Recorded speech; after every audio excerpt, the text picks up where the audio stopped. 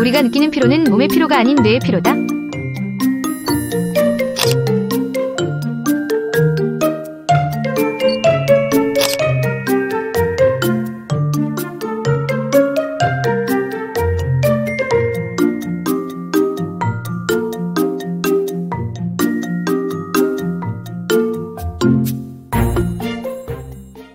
여러분 안녕하십니까? 지금까지 우리는 여러 가지 신체적인 문제에 대한 이야기를 많이 논의해 왔습니다. 그러나 이번 시간부터는 뇌에 대한 이야기를 할까 생각을 합니다. 여러분 우리가 한국은 피로사회다 그런 이야기를 많이 하고 있습니다. 도대체 이 피로라는 게 뭐냐? 쉽게 말하면은 일을 많이 하면은 피로하다. 그 정도는 상식은 다 알고 있습니다.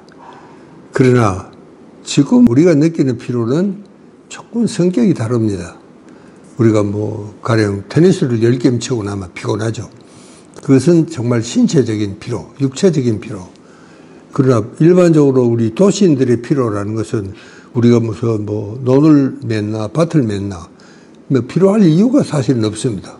옛날에 그런 논밭에서 육체적인 노동을 한 데 비하면은 지금 우리는 그런 피로가 결코 아닙니다. 그럼 이게 뭐냐? 이 피로의 정체는 뭐냐? 이게 바로 정신적인 피로입니다. 이렇게 뇌가 필요한 겁니다. 몸이 필요한 게 아니고 뇌가 필요하다. 이런 뜻입니다. 그러니까 이거를 우리가 흔히 쉽게 말하면 스트레스라고 생각할 수도 있겠죠. 이런 정신적인 이런 피로와 일반적으로 말하는 육체적인 피로는 다르다. 이런 이야기입니다. 여러분 오늘 피로 이야기를 하니까 저는 옛날에 어릴 적에 아버지 심부름 같은 생각이 납니다. 그때 우리는 대구 근교에 살았는데 아버지는 그때 군청 관리였습니다. 군청 공무원인데 심부름을 해서 그때 이제 이 문화재 관리를 담당했던 부서에서 거기서 이제 저 하양까지는 거의 한 20리도 넘습니다. 왕복 한 40리죠. 이제 여름 방학 때인데 아버지가 아침을 먹고 있는데 누구 갔다 오라는 겁니다. 아이고, 그 더운 여름 방학 때, 여러분 그때는요, 참 이 조그만 고개도 하나 있었고, 이 들판에는 늑대가 많이 나왔어요. 여러분 옛날에는요, 진짜 늑대한테 물려가는 아이도 있었습니다. 거기를 갔다 온 거예요. 와, 땀은 뭐같이 흘리고 갔다 와서 여러분 내가 정말 큰 심부름을 갔었으면 억울하지는 덜하죠. 그냥 가서 그렇습니다. 저 면장어른 문화재관리위원회가 언제 한답니다. 그거 한마디 하러 간 거예요. 그거 한마디 하러 그 뜨거운 여름날 왕복 40리도 넘죠. 고갯길을 그 들판을 달려온 겁니다. 여러분 그걸 생각하면은 요즘 여러분은 도대체 뭐가 필요냐? 아마 그걸 새삼스럽게 묻지 않을 수가 없을 것 같습니다. 참 과학 문명의 고마움을 절로 느끼게 됩니다. 지금 전화 한 통이면 간단히 될 일을 20리길을 왕복 달려왔다는 것도 참 지금 생각하면 요즘 여러분은 참 행복한 시대에 태어났다. 저는 그렇게 이야기합니다. 그러나 그 이야기를 하면 즉각 여러분은 반문을 합니다. 무슨 소리 합니까? 더 바쁩니다. 여러분 정말 그 40리길을 달려온 그 시간에 우리가 다른 일을 했더라면 얼마나 많은 일을 했겠어. 가령 공부만 하더라도 훨씬 더 많은 일을 했을 텐데 여러분 우리가 과학 문명의 발달로 인해서 참 그만한 시간을 우리가 절약할 수 있었던 것은 사실입니다. 그 절약한 시간에 우리가 뭘 했느냐? 그만큼 생산적인 일을 많이 했겠죠. 창의적인 일도 많이 했겠고. 그러나 사실은 그것이 정말 우리를 편하게 했느냐? 그렇지는 않습니다. 더 피곤하고 현실은 반대입니다.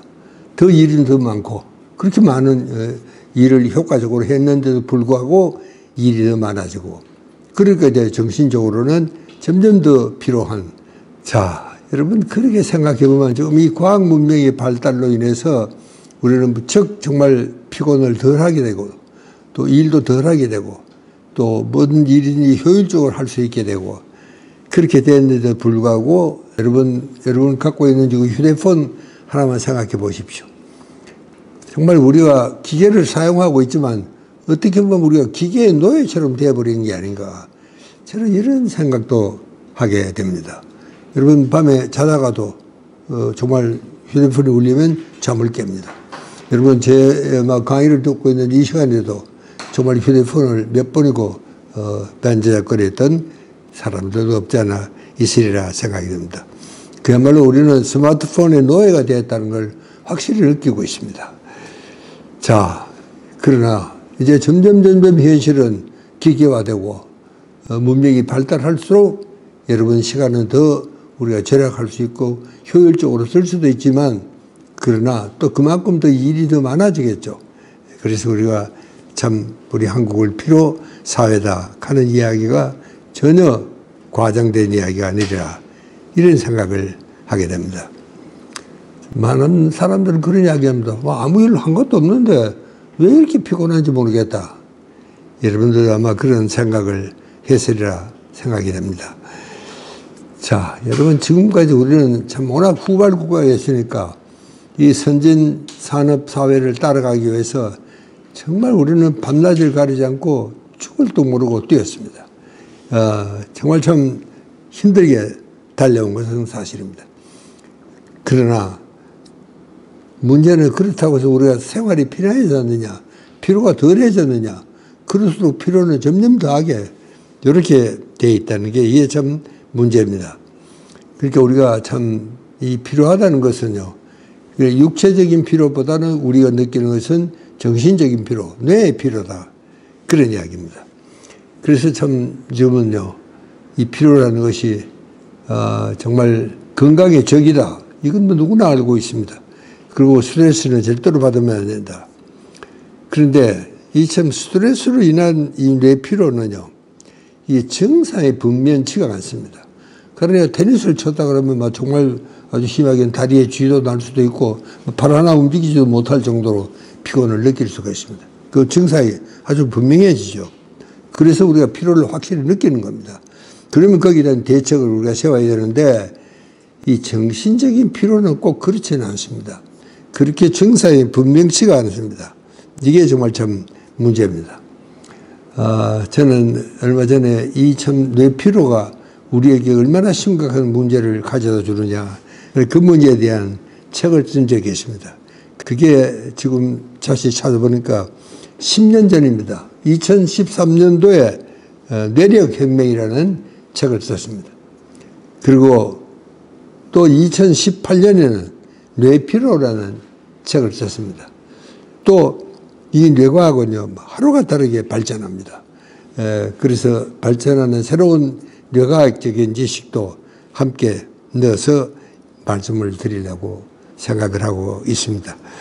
신체적인 피로는 간단히 설명하면 휴식하면 됩니다. 쉬면 좀 가시잖아요. 그러나 이 뇌피로라는 것은 그렇게 간단치가 않습니다. 그냥 쉰다고 되는 게 아닙니다. 쉬면 오히려 더해지는 경우도 없지 않아 있습니다. 제가 그 이야기를 좀 자세히 말씀드리려고 생각을 하고 있습니다.